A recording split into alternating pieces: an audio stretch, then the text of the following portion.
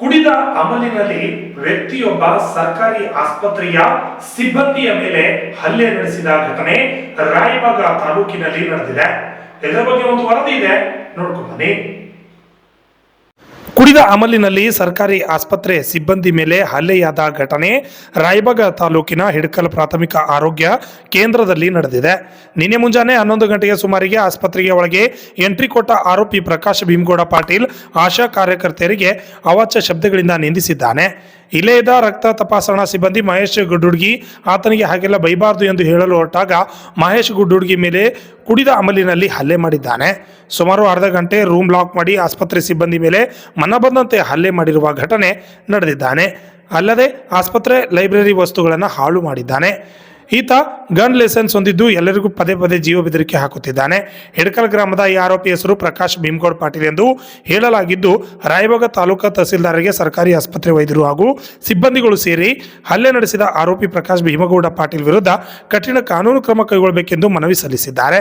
ಸದ್ಯ ಆರೋಪಿ ಪ್ರಕಾಶ್ ಪಾಟೀಲ್ ಪೊಲೀಸರ ಅತಿಥಿಯಾಗಿದ್ದು, ಹಾರೋಗೇರಿ ಪೊಲೀಸ್ ಠಾಣೆಯಲ್ಲಿ ಪ್ರಕರಣ ದಾಖಲಾಗಿದೆ. ಕೇವಲ 3 ಲಕ್ಷಕ್ಕೂ ಅಧಿಕ ನೌಕರರು ಕೆಲಸ ಮಾಡ್ತಾ ಇದ್ದಾರೆ. ಅಂತಹ ಸಂದರ್ಭದಲ್ಲಿ ಈ ಸರ್ಕಾರಿ ನೌಕರರ ಮೇಲೆ ಹಲ್ಲೆ ಆಗಿರ್ತಕ್ಕಂಥದ್ದು ಭಾಳಷ್ಟು ಖಂಡನೀಯವಾಗಿರ್ತಕ್ಕಂಥದ್ದು. ಇವತ್ತು ಸಾರ್ವಜನಿಕರ ಯಾವುದೇ ಒಂದು ಕುಂದುಕೊರತೆಗಳಾಗಿರ್ಬೋದು, ಅವರ ಸಮಸ್ಯೆಗಳಾಗಿರ್ಬೋದು, ಅವರ ಮುಂದಿರ್ತಕ್ಕಂಥ ಸವಾಲುಗಳಾಗಿರ್ಬೋದು, ಪ್ರತಿಯೊಂದಕ್ಕೂ ಸ್ಪಂದಿಸ್ತಕ್ಕಂಥ ಒಬ್ಬ ಸರ್ಕಾರಿ ನೌಕರರ ಮೇಲೆ ಹಲ್ಲೆ ಆಗಿರ್ತಕ್ಕಂಥದ್ದು ಭಾಳಷ್ಟು ಖೇದನೀಯವಾಗಿರ್ತಕ್ಕಂಥ ಸಂಗತಿಯಾಗಿದ್ದು, ಅದಕ್ಕಾಗಿ ಇವತ್ತು ನಾವು ರಾಜ್ಯ ಸರ್ಕಾರಿ ನೌಕರರ ಸಂಘದ ಪರವಾಗಿ ಮಾನ್ಯ ತಹಸೀಲ್ದಾರ್ ಸಾಹೇಬರಿಗೆ ಮನವಿಯನ್ನು ಸಲ್ಲಿಸೋದ್ರ ಮೂಲಕ ಅಂಥ ದುಷ್ಕರ್ಮಿಯನ್ನು ಗುರುತಿಸಿ ಕಾನೂನು ಕಠಿಣ ಕ್ರಮ ಕೈಗೊಳ್ಬೇಕಂತ ಹೇಳಿ ನಾವೆಲ್ಲ ಇವತ್ತು ಏನು ಮಾಡ್ತಾಯಿದ್ದಪ್ಪ ನಮ್ಮ ಬೇಡಿಕೆಯನ್ನು ಸಲ್ಲಿಸ್ತಾ ಇದ್ದೀವಿ. ಅದಕ್ಕೆ ನಮ್ಮ ಸರ್ಕಾರಿ ನೌಕರರ ಸಂಘದ ಸಮಸ್ತ ಸರ್ಕಾರಿ ನೌಕರರ ಸಂಘವು ಮಹೇಶ್ ಗುಡೋಡಿಗೆ ಅವರ ಪರವಾಗಿದೆ ಅಂತಕ್ಕಂಥ ಒಂದು ಮಾತನ್ನು ಹೇಳಿ ನನಗೆ ಈ ಒಂದು ಸಂದರ್ಭದಲ್ಲಿ ಮಾತನಾಡಲಿಕ್ಕೆ ಅವಕಾಶ ಮಾಡಿಕೊಟ್ಟಿದ್ದ ಎಲ್ಲ ಸಂಘಟಕರಿಗೂ ಮತ್ತು ಈ ಸಿಬ್ಬಂದಿಯ ಪರವಾಗಿ ತುಂಬ ಹೃದಯದ ವಂದನೆ ಅರ್ಪಿಸಿ ನನ್ನ ಮಾತಿಗೆ ವಿದಾಯ. ನಮಸ್ಕಾರ. ಹಲ್ಲೆ ಮಾಡಿದ ವ್ಯಕ್ತಿಯ ಮೇಲೆ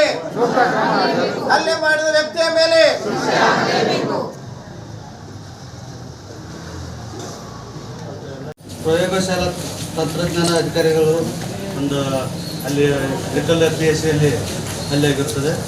ಅದ ಕಾರಣಕ್ಕೆ ಆ ಹಲ್ಲೆಯನ್ನು ಖಂಡಿಸಿ ಕರ್ನಾಟಕ ರಾಜ್ಯ ಸರ್ಕಾರಿ ನೌಕರರ ಸಂಘದಿಂದ ಅವ್ರ ಮೇಲೆ ಸೂಕ್ತ ಕ್ರಮ ಕೈಗೊಳ್ಳಬೇಕೆಂದು ಮಾನ್ಯರಲ್ಲಿ ವಿನಂತಿಸಿಕೊಳ್ತಾ, ಹಾಗೆ ಕರ್ನಾಟಕ ರಾಜ್ಯ ಸರ್ಕಾರಿ ನೌಕರರ ಸಂಘ 7ನೇ ವೇತನ ಸಲುವಾಗಿ ಹಾಗೂ ಇನ್ನಿತರ ಬೇಡಿಕೆಗಳ ಸಲುವಾಗಿ ಏನಂತೆ ಅವನು ಸಹ ಈಡೇರಿಸಬೇಕಂತೇಳಿ ಸರ್ಕಾರ ಮೇಲೆ ಒತ್ತಡ ಹಾಕುತ್ತಾ ಸಮಸ್ತ ರಾಯಬಾಗ ನೌಕರರ ಪರವಾಗಿ ಹಲ್ಲೆಯನ್ನು ಖಂಡಿಸಿ ಹಾಗೂ 7ನೇ ವೇತನ ಸಲುವಾಗಿ ಮನೆಯನ್ನು ಮಾನ್ಯ ತಹಸೀಲ್ದಾರ್ ಸಾಹೇಬರಿಗೆ ನೀಡ್ತಾ ಇದ್ದೀವಿ. ಮಾನ್ಯರು ಮನೆಯನ್ನು ಸ್ವೀಕರಿಸಬೇಕಂತೇಳಿ ವಿನಂತಿಸಿಕೊಳ್ತೀನಿ. ಹಲ್ಲೆಯನ್ನು ಮಾಡಿರ್ತಕ್ಕಂಥ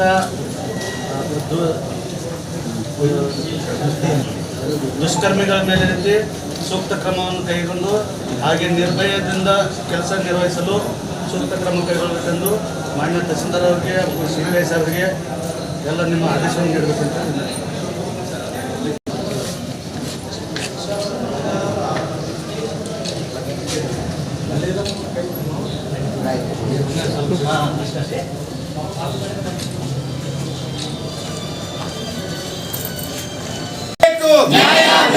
ಕರ್ನಾಟಕ ರಾಜ್ಯ ಸರ್ಕಾರಿ ನೌಕರರ ಸಂಘಕ್ಕೆ 7ನೇ ವೇತನ ಆಯೋಗ ಜಾರಿಯಾಗಲೇಬೇಕು. 7ನೇ ವೇತನ ಆಯೋಗ ಜಾರಿಯಾಗಲೇಬೇಕು.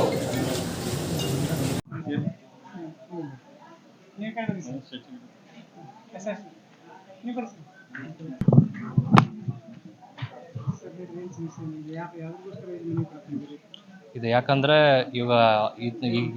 ಈಗ ಏನು ಹಲ್ಲೆ ಮಾಡಿದಲ್ಲ ಇವನು ಮಾಡಿರೋನು ಪ್ರಕಾಶ್ ಪಾಟೀಲ್ ಅಂತೇಳಿ. ನಾನು ಮೀಟಿಂಗ್ ಹೋಗಿದ್ದೆ ರಾಯಬಾಗದಾಗ. ಅವಾಗ ಮಧ್ಯಾಹ್ನ ನಿನ್ನೆ 11:30 ಸುಮಾರಿಗೆ ಹಾಸ್ಪಿಟ್ಲಿಗೆ ಬಂದಿದ್ದಾನೆ. ಫುಲ್ ಕುಡಿದು ಬಂದಿದ್ದಾನೆ. ಅವ್ನು ಕುಡಿದು ನಡೆಯೋಕ್ಕಾಗ್ತಾ ಇಲ್ಲ ಸರಿಯಾಗಿ. ಅವ್ನು CCTV ಚೆಕ್ ಮಾಡಿದಾಗ ಅದೆಲ್ಲ ಗೊತ್ತಾಗಿದೆ. ಅವನು ಏನು ಮಾಡಿದಾನೆ, ಇವ್ರ ಹತ್ರ ಲ್ಯಾಬ್ ಟೆಕ್ನಿಷಿಯನ್ ಆಫೀಸ್ ಹತ್ರ ಹೋಗಿದ್ದಾನೆ. ಅಲ್ಲಿ ಆಶಾ ಕಾರ್ಯಕರ್ತರು ಇದ್ದರು. ಪೇಷಂಟ್ ತೊಗೊಂಡು ಬ್ಲಡ್ ಟೆಸ್ಟ್ ಮಾಡಿಸ್ತಾ ಇದ್ರು. ಅವ್ರಿಗೆ ಅವಾಚ್ಯವಾಗಿ ತಪ್ಪಾಗಿ ಮಾತಾಡಿದ್ದಾನೆ ಇವ್ರ ಮುಂದೆ. ಮತ್ತು ಒಂದೇ ಶುಗರ್ ಟೆಸ್ಟ್ ಮಾಡಬೇಕು ಅಂತ ಇವ್ರ ಹತ್ರ ಹೋಗಿ ಹೇಳಿದ್ದಾನೆ. ಆವಾಗ ಇವರು ಆ ರೀತಿ ಮಾತಾಡಬೇಡಿ, ಹಾಗೆಲ್ಲ ಮಾತಾಡಬಾರ್ದು, ಕೂತ್ಕೊಳ್ಳಿ ಅಂತ ಹೇಳಿದ್ದಾರೆ. ಆದರೂ ಇವನು ಕೇಳಿದೆ, ಏನು ಮಾಡಿದಾನೆ, ಇವ್ರನ್ನ ಒಳಗೆ ಕಳಿಸ್ತಾನೆ. ಇನ್ನೊಬ್ಬ ಸ್ಟಾಫ್ ಅವ್ರನ್ನ ಒಳಗೆ ಕರ್ಕೊಂಡು ಆ ರೂಮ್ನ ಲಾಕ್ ಮಾಡಿಬಿಟ್ಟು ಇವ್ರಿಗೆ ಎದೆ ಮೇಲೆ ಒದ್ಬಿಟ್ಟು ಇವ್ರನ್ನ ಕಪಾಳಕ್ಕೆ ಒಂದು 2-3 ಸತಿ ಹೊಡೆದಿದ್ದಾನೆ. ಇದೊಂದು ಸುಮಾರು ಅರ್ಧ ಗಂಟೆವರೆಗೂ ಈ ಥರ ಒಳಗಡೆ ಮಾಡಿದ್ದಾನೆ.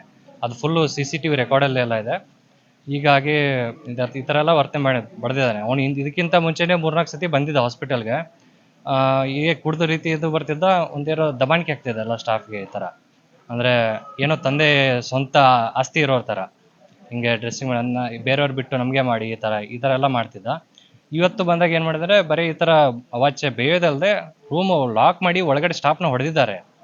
ಇದು ತುಂಬ ಇನ್ನೇನು ಹೇಳೋಂಗೆ ಪಾಪ. ಮತ್ತು ಅವರು ಆಮೇಲೆ ನೊಂದ್ಕೊಂಡ್ಬಿಟ್ಟು ಆಮೇಲೆ ನಂಗೆ ಕಾಲ್ ಮಾಡಿದರು.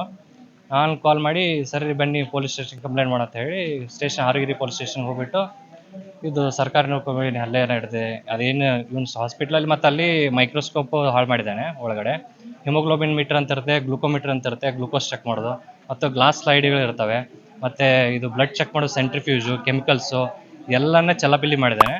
ಇದೆಲ್ಲ ಸುಮಾರು 1 ಲಕ್ಷದವರೆಗೂ ಮೇಲೆ ಆಗುತ್ತದು. ಇದೆಲ್ಲ ಇಷ್ಟೊಂದೆಲ್ಲ ಹಾನಿ ಎಲ್ಲ ಮಾಡಿದ್ದಾನೆ. ಸೊ ಹೀಗಾಗಿ ನಾವು ಸ್ಟೇಷನ್ಗೆ ಹೋಗಿ ಕಂಪ್ಲೇಂಟ್ ಮಾಡಿ ಇನ್ನೇ FIR ಮಾಡಿಸಿದ್ದೀವಿ. ಸೊ ಇದ್ರ ಬಗ್ಗೆ ಈ ಥರ ತುಂಬ ಹಲ್ಲೆ ಆಗ್ತಿದಾವೆ ಎಲ್ಲ ಕಡೆ. ಏನಂದರೆ ಜಾಸ್ತಿ ಬೆಳಕಿಗೆ ಬರಲ್ಲ ಇವೆಲ್ಲ. ಈ ಆರೋಗ್ಯ ಇಲಾಖೆ ಮೇಲೆ ಅಂದರೆ ಏನು ಡಾಕ್ಟರ್ಸ್ ಅಂದರೆ ಏನು ಬೇಕಾದ್ರೆ ಈ ಥರ ಮಾತಾಡ್ತಾರೆ. ಒಂದು ಮರ್ಯಾದೆ ಇರಲ್ಲ, ಏನಿರಲ್ಲ. ಇದನ್ನ ಒಂದು ಅಟ್ಲೀಸ್ಟ್ ಜನರಿಗೆ ಒಂದು ಮಾಹಿತಿ ಹೋಗ್ಬೇಕು ಇದ್ರ ಮೂಲಕ ಆದರೂ. ಅಂದರೆ ಈ ಥರ ಇನ್ನು ವರ್ತನೆಗಳು ಹಲ್ಲೆಗಳು ನಡಿಬಾರ್ದಂತ. ಸೊ ಇಷ್ಟು ಹೇಳಿ ಅದೇ ಇವಾಗ ಮನವಿ ಏನಂದರೆ ಇದೆ, ಈ ಸರ್ಕಾರಿ ನೌಕರ ಮತ್ತು ವೈದ್ಯಕೀಯ ನಮ್ಮ ಹೆಲ್ತ್ ಡಿಪಾರ್ಟ್ಮೆಂಟ್ ಮೇಲಿದೆ. ಪದೇ ಈ ಥರ ಆಗ್ತಾ ಇದ್ದಾವೆ, ಹಲ್ಲೆಗಳು ನಡೀತಾ ಇದ್ದಾವೆ. ಏನಂದರೆ ಬೆಳಕಿಗೆ ಬರಲ್ಲ. ಈಗ ಬಂದ್ಬಿಟ್ಟು ಆವಾಜ್ ಹಾಕಿ ಬೇಯ್ದೋಗಿರ್ತಾರೆ. ಅವಾಗ ಏನಂತಾರೆ ಸ್ಟಾಫ್ನವರು, ಇಲ್ಲಿ ಬಿಡ. ನಮ್ಮ ಬೇಡಿಕೆ ಏನಂದರೆ ಇವಾಗ ಇದನ್ನ ಸ್ವಲ್ಪ ಅವನ ಮೇಲೆ ಕರೆಕ್ಟಾಗಿ ಕಠಿಣ ಕ್ರಮ ತಗೋಬೇಕು. ಮತ್ತು ಮುಂದೆ ಈ ಥರ ಹೆಲ್ತ್ ಡಿಪಾರ್ಟ್ಮೆಂಟ್ ಈ ಥರ ಆಗಬಾರ್ದಂಗೆ ಏನಾದರೂ ಹೆಚ್ಚಿನ ಕಾನೂನಾತ್ಮಕ ಏನಾದರೂ ಶಕ್ತಿ ಕೊಡಬೇಕು, ಈ ಥರ ಕ್ರಮ ತಗೋಬೇಕು. ನನ್ನ ಹೆಸರು ಡಾಕ್ಟರ್ ಸುರೇಶ್ ಒಡೆಯರ್ ಅಂತ. ನಾನು ಪ್ರಾಥಮಿಕ ಆರೋಗ್ಯ ಕೇಂದ್ರ ಹಿಡ್ಕಲ್ದ ವೈದ್ಯಾಧಿಕಾರಿ. Shashidhar Kokatur, RJ 32 news Kannada, Raybag.